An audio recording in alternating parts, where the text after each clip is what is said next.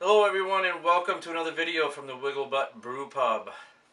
Today we start part 3 of our Keezer / keg cooler build. If you haven't seen the first 2 episodes, please feel free to go back, check those out, and get caught up to where we are today. In the first episode we tore the freezer apart, built the collar, glued it down, and reattached the lid. In the second episode I drilled a bunch of holes in the back of the collar, put together some fittings and installed those to receive the CO2 lines. In this episode, I'm going to put together the CO2 lines, attach the manifold to this piece of wood that I've temporarily put up until I decide what I'm going to do with the wall. The reason I have the manifold on the outside, and I'm going to put as much as I can on the outside, is I'm going for a industrial / mechanical kind of theme. And I want to see as much as possible. With that said, let's get started.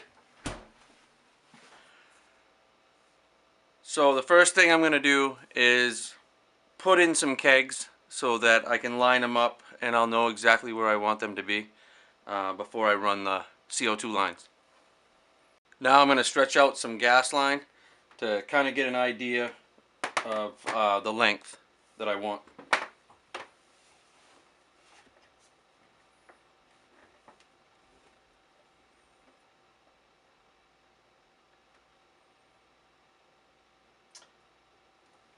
I'd say probably about a foot for that one.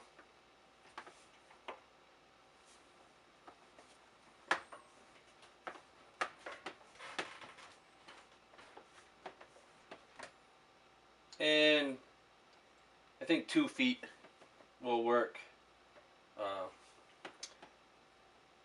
for this one.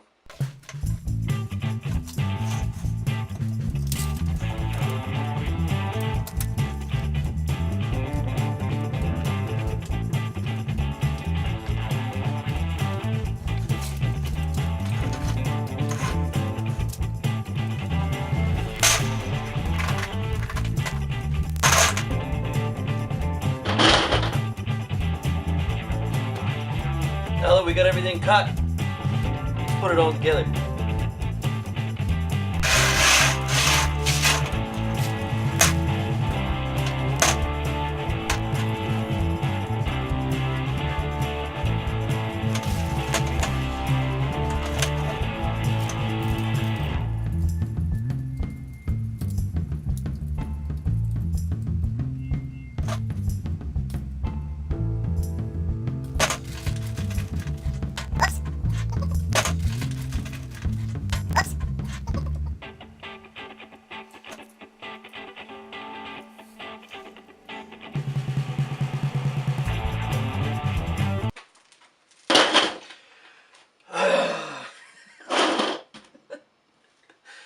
I just cut way too many lines and assembled way too many lines. I only need 4. So now, 4 of each length. So now I gotta cut them apart. Oh well, I make mistakes too. So there's that. 8 lines, not 16. Freaking 8.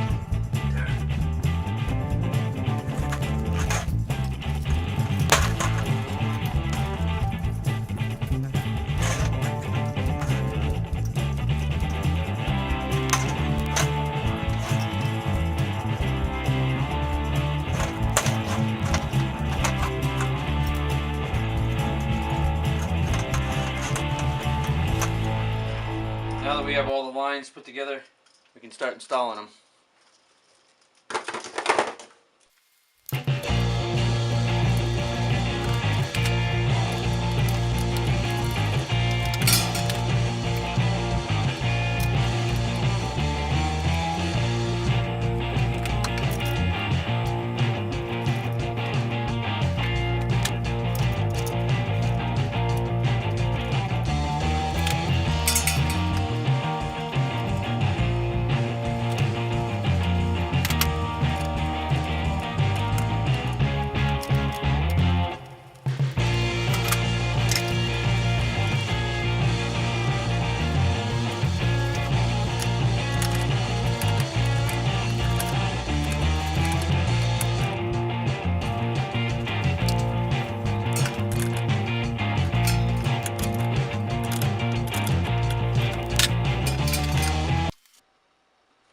kind of give you an idea of how the CO2 lines are going to run so that everything stays nice and tidy.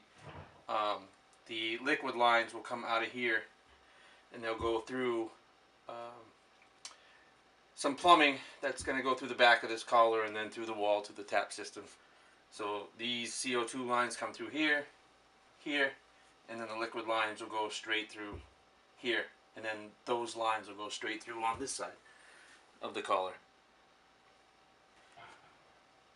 Now another idea I came up with is, what do I do when I don't have a keg filled and I have an empty space?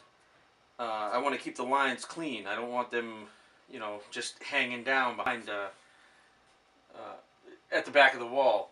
So what I came up with is I found these little hooks, and I'm going to install them on the collar so that I can hang the hoses on these hooks and keep them out of the way when I don't have a full keg for that space. So I'm going to mark out where I want them, and then I'm going to install the hooks.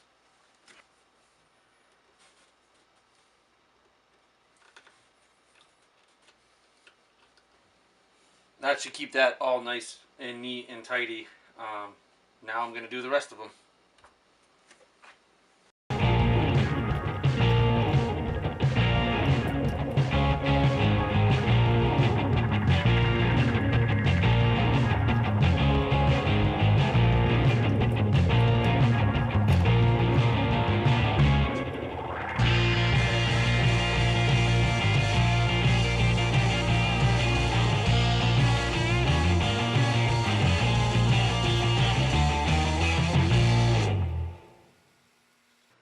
So that's it.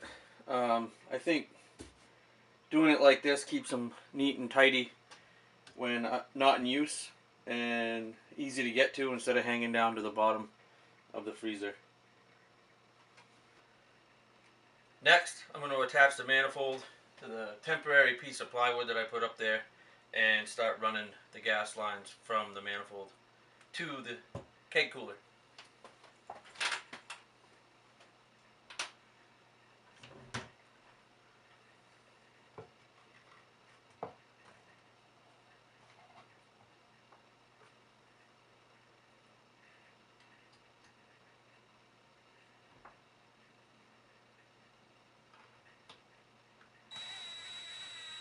Now I'll figure out the lengths from the manifold down to the fittings in the keg cooler.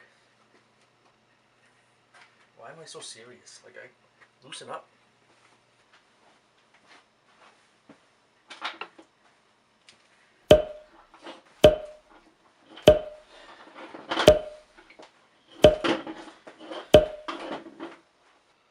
Now that all the lines are hooked up from the manifold to the keg cooler,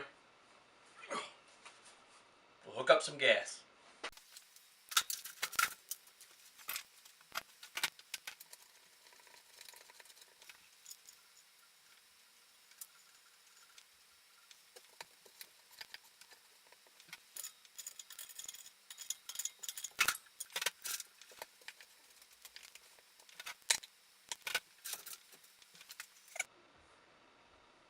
Alright, so I think that's enough for today.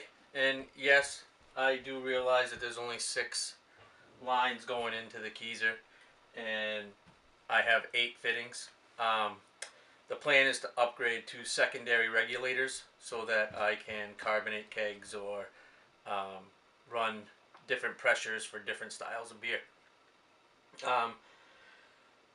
Until I have the tap tower done, I'm just going to use some picnic taps for the kegs that I do have.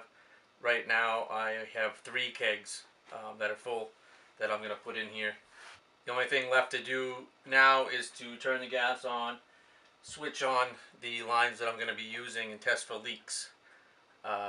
Again, if you like what you see here, please subscribe and hit the bell so that you can get notified when new videos go up. Other than that, I'll see you in the next one. Thank you.